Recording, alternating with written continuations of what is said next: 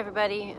It's Maddie Salomone, for those of you who don't know me. I am an attorney, a former college athlete, and I also chaired the Division I Student Athlete Advisory Committee while I was in school.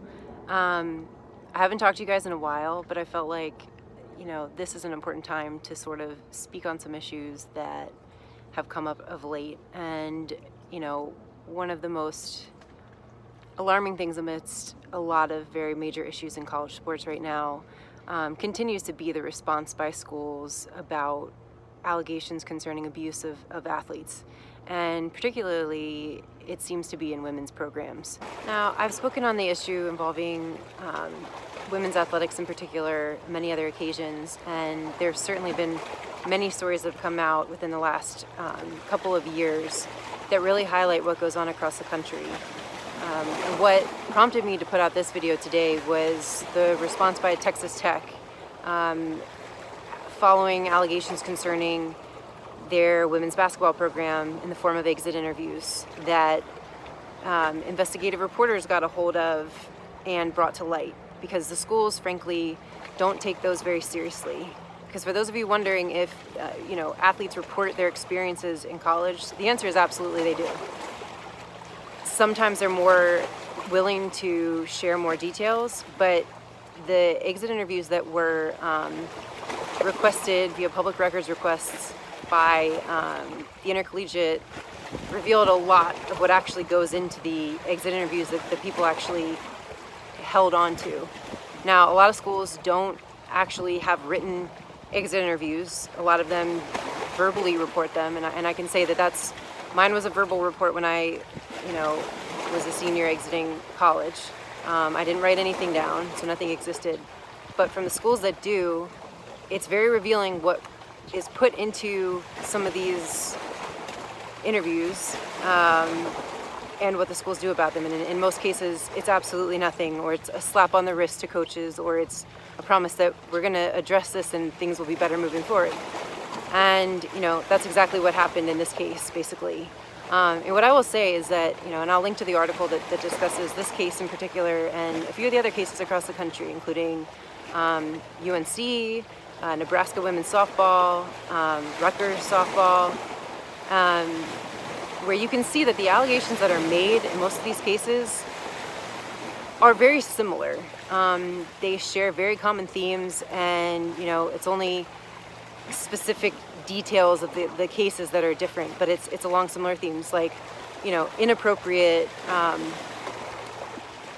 derogatory language being used towards especially female athletes. It's the use of physical punishment in ways that is degrading and dangerous in many cases, and it's really not helping players who are dealing with some serious mental health issues, which is in many cases they're shamed. They're shamed by their coaches for experiencing real feelings and needing to deal with things, because let's face it, college sports is hard. College is hard. Right now, the world, people are having a very difficult time.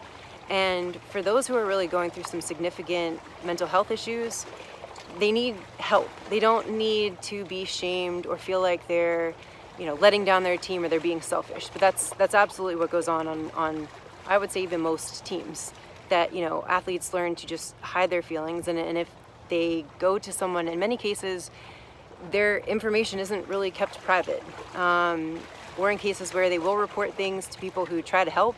In a lot of cases, the people that do the reporting are the ones that risk losing their job or being moved around departments. And there have been cases of that. But what I would like to talk about more in depth is the specific response by Texas Tech, because it struck me, just like every other response by schools, because it seems like such a canned response across the NCAA about how they're dealing with these issues. And basically it's okay, media, yeah, we see this, we're dealing with it, leave us alone now. We're taking these seriously. So from Texas Tech, part of the response that really struck me was, we're taking appropriate steps to improve the relationship and communication between coaches and student athletes so that we can continue to grow the success of our program on and off the field. Now, why does that strike me? Because the issue isn't a breakdown of communication. Yeah, there's relationship problems, but mostly stemming from the fact that there's inappropriate behavior. It's not a miscommunication. These players are not misinterpreting what their coaches are saying. They're not misinterpreting the fact that it's inappropriate. And if anything, the miscommunication that happened while the players were being recruited, and these coaches, in most cases, made promises to their parents that they would take care of them while they were in their program. And don't. And, have no intention of doing that. Because, unfortunately, a lot of these coaches really don't belong in coaching, quite frankly. And the fact that schools allow coaches who treat players inappropriately and do a lot of damage while they're there to stay in a position of power like that is unacceptable. I mean, these aren't cases where it's a one-off and, one bad thing happens on a team and it just gets blown out of proportion. This, in many cases, is years. And in this case, seems like it was 2 years in the making. Other programs like UNC, it was years and years and years, I think approaching 20 years, maybe more, of repeated abuse. And in many cases, it gets worse because a lot of these coaches just get more brazen. The more that they get away with things, the more that players aren't believed. And, unfortunately, they get away with it. On the one hand, because schools don't want to deal with the backlash from the media. And on the other, because the coaches are in a position to say, well, hey, it's just bad grapes or sour grapes, or they weren't performing the way that they needed to, and that's on them. And, they had a bad attitude, they this, they that, and it's difficult for other players to come forward in support of their teammates because they are very aware of the repercussions that they face.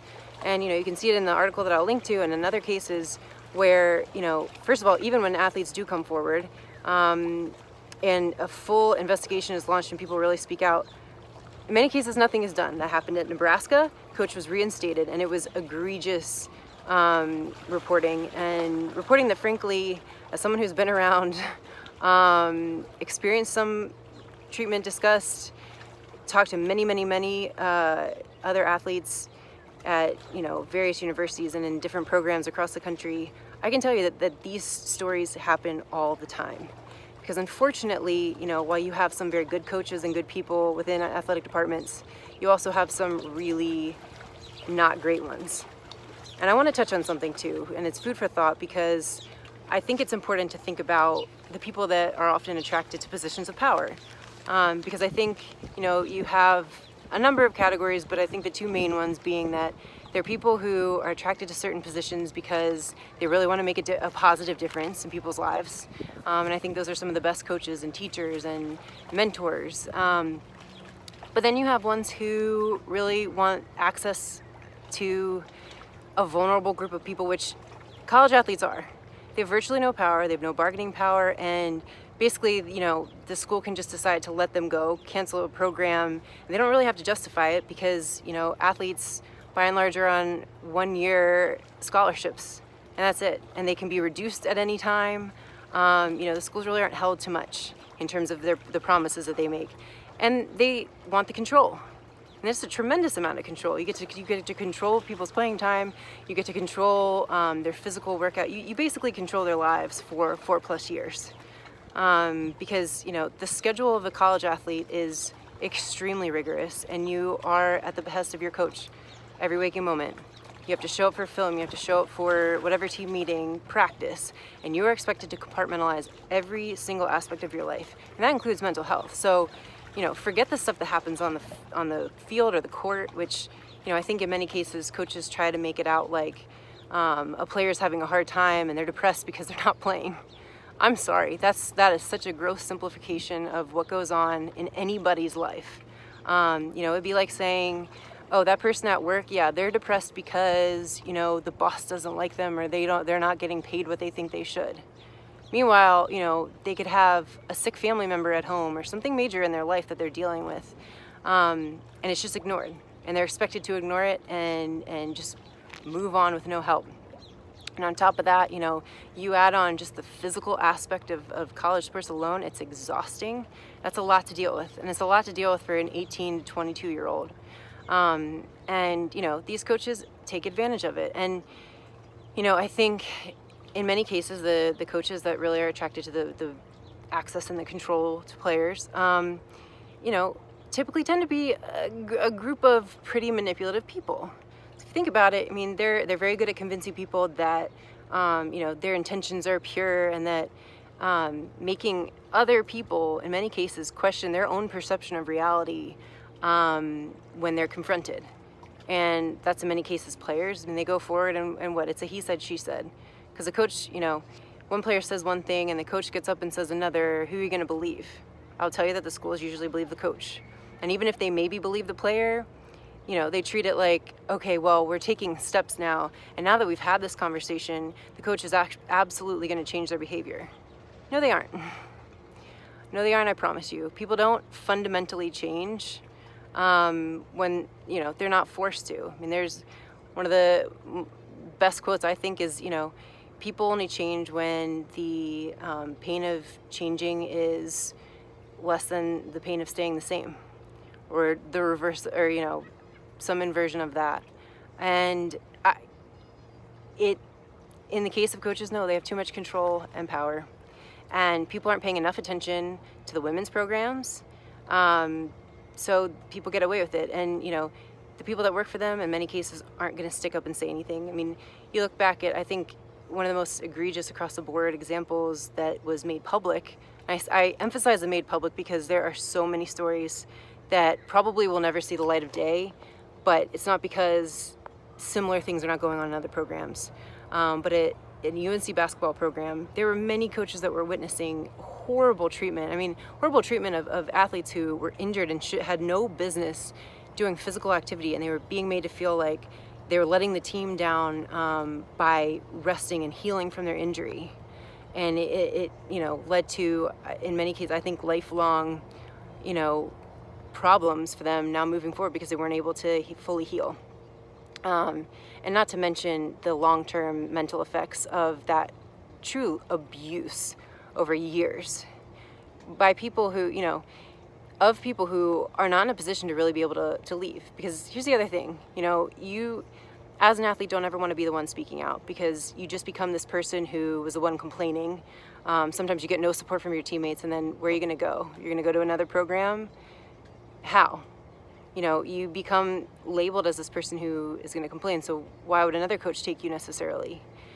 In that culture, that's what needs to change. That's one of the biggest problems. That's why more people don't speak out. And, on another, note, people don't want to be the person complaining. Even when they leave, even when they experience something bad, there are still some wonderful people that they experienced undoubtedly at the program, and they risk alienating those people by saying anything. So you have this whole systemic problem that really and truly needs to be changed. And so I just want to take a little bit of time to talk about that. I would love to hear your comments about this, and if you have any stories that are similar, I'd love to hear them. I think they need to be told, and I hope more people speak out, and I hope the people in power really decide to do something, because these are people, these are human beings who are being affected in more ways than you can imagine.